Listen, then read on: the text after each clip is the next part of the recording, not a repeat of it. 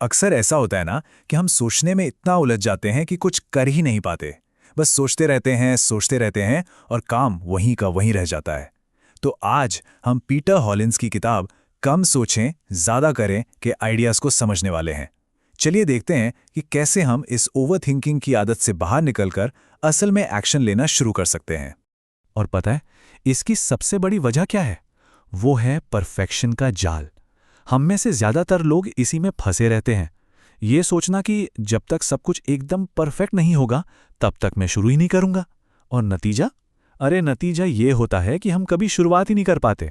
Psychology की भाषा में इस फंसे रहने वाली फीलिंग को इनर्शिया कहते हैं।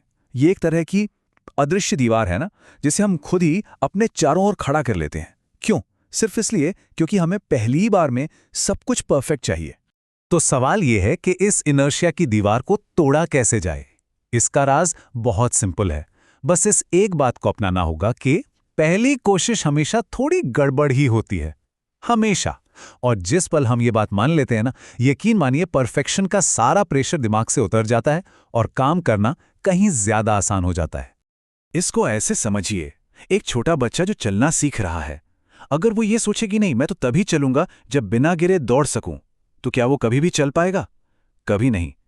हमारी जिंदगी में भी हर नया काम या कोई नई स्किल सीखना बिल्कुल वैसा ही है।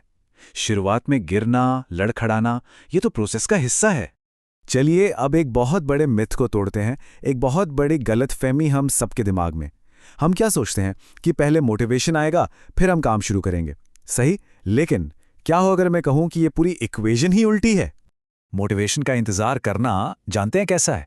ये वैसा ही है जैसे कोई तैरना सीखने के लिए बारिश होने का इंतजार करें। अरे भाई, पानी में उतरोगे, हाथ पैर मारोगे, तभी तो तैरने का मोटिवेशन आएगा। असल में एक छोटा सा एक्शन ही मोटिवेशन की चिंगारी को हवा देता है। और यहीं से शुरू होता है एक कमाल का पॉजिटिव फीडबैक लूप। देखिए, होता क्या है, आप एक छोटा सा एक्शन लेते हैं। मान लीजिए किताब के सिर्फ 2 पेज पढ़ते हैं। इससे क्या हुआ? आपको एक छोटी सी जीत मिली। इस जीत से आपका कॉन्फिडेंस बढ़ा और उस कॉन्फिडेंस से आपको और पढ़ने का मोटिवेशन मिला। देखा, एक्शन से ही मोटिवेशन पैदा होता है। अच्छा, कंफर्ट जोन नाम ही कितना आरामदायक है ना, लेकिन सच तो यह है कि असली ग्रोथ, असली जादू वो सब इस जोन के बाहर ही होता है। और बाहर निकलने का मतलब है थोड़ा रिस्क लेना। जो लोग ग्रोथ माइंडसेट रखते हैं ना, वो रिस्क को खतरे की तरह नहीं देखते। उनके लिए ये सीखने का एक नया मौका होता है। अपना बचपन याद कीजिए, जब पहली बार साइकिल चलाना सीखा था। गिरने का डर था, घुटने छिलने का रिस्क था, बिल्कुल था। लेकिन अगर वो रिस्क नहीं लिया होता तो क्या आज वो साइकिल चलाने की आज़ादी और मज़ा महसूस कर पाते? बिल्कुल नहीं। जिंदगी की हर नई चुनौती, हर नया काम बिल्कुल उस पहली साइकिल राइड जैसा ही है। हाँ, पर यहां एक बात साफ कर दूं, रिस्क लेने का मतलब ये बिल्कुल नहीं है कि आंखें बंद करके कहीं भी कूद पड़े। नहीं, इसका मतलब है कैलकुलेटेड रिस्क लेना। मतलब सिचुएशन को अच्छे से समझें, प्लस माइनस देखें और फिर एक सोचा समझा कदम अपने कंफर्ट जोन से बाहर रखें। तो ठीक है, माइंडसेट की बात तो हो गई, लेकिन सिर्फ सोचने का तरीका बदलने से काम नहीं चलेगा, है ना? हमें कुछ प्रैक्टिकल टूल्स भी चाहिए। तो चलिए अब कुछ ऐसे ही तरीकों की बात करते हैं जो हमारे फोकस और एनर्जी को सही जगह पर लगाने में मदद करेंगे। हम सबने टू डू लिस्ट तो बनाई ही है, मतलब आज क्या क्या करना है इसकी लिस्ट। लेकिन क्या कभी डोंट डू लिस्ट बनाई है? मतलब आज क्या क्या नहीं करना है इसकी लिस्ट।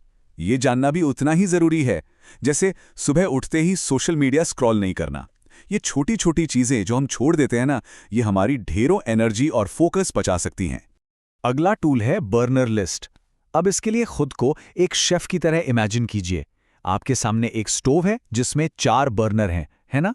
कुछ डिशेस को तेज आंच पर तुरंत बनाना होता है और कुछ को धीमी आंच पर आराम से पकने के लिए छोड़ दिया जाता है। बस यही सिंपल सा कॉन्सेप्ट हमें अपने कामों को प्रायोरिटी देने में मदद करता है। तो जो काम आपके फ्रंट बर्नर पे हैं, वो हैं आपकी टॉप प्रायोरिटी। उन पे अपना सारा ध्यान लगा दीजिए। और जो काम बैक बर्नर पर हैं, वो भी जरूरी हैं, लेकिन उन्हें बाद में किया जा सकता है। इस तरीके का सबसे बड़ा फायदा यह है कि हम मल्टीटास्किंग के जाल में नहीं फंसते, मतलब एक साथ 10 काम करने की कोशिश नहीं करते। और अब आते हैं हमारे आखिरी और मेरे हिसाब से सबसे पावरफुल टूल पर। ये टाइम मैनेजमेंट के बारे में है ही नहीं, ये है एनर्जी मैनेजमेंट के बारे में। जरा सोचिए, क्या हो अगर हम टाइम को मैनेज करने के बजाय अपनी एनर्जी को मैनेज करें, अपने शरीर की नेचुरल रिदम के साथ काम करें, उसके खिलाफ नहीं। देखिए, हमारा एनर्जी लेवल पूरे दिन एक जैसा नहीं रहता। कभी हम फुल चार्ज महसूस करते हैं तो कभी एकदम ड्रेन्ड। ये एनर्जी का उतार चढ़ाव जो लहरों की तरह होता है, इसे साइंस में ऑल्ट्रेडियन रिदम कहते हैं, और ये बिल्कुल नॉर्मल और नेचुरल है। तो इसका फायदा कैसे उठाएं? बहुत सिंपल है। अपने दिन को ऑब्जर्व कीजिए। जब आपकी एनर्जी पीक पर हो, उस वक्त अपना सबसे मुश्किल, सबसे जरूरी काम पकड़िए, और जब एनर्जी की लहर नीचे जा रही हो, तब हल्के फुल्के काम निपटा लीजिए, जैसे ईमेल्स चेक करना या कुछ प्लानिंग करना। यकीन मानिए, इस एक बदलाव से आप कम मेहनत में ज्यादा काम कर पाएंगे और थकेंगे भी कम।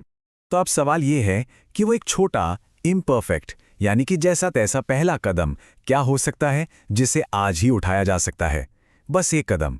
क्योंकि याद रखिए, कोई भी बड़ा सफर एक परफेक्ट प्लान से नहीं, बल्कि एक छोटे से पहले कदम से शुरू होता है।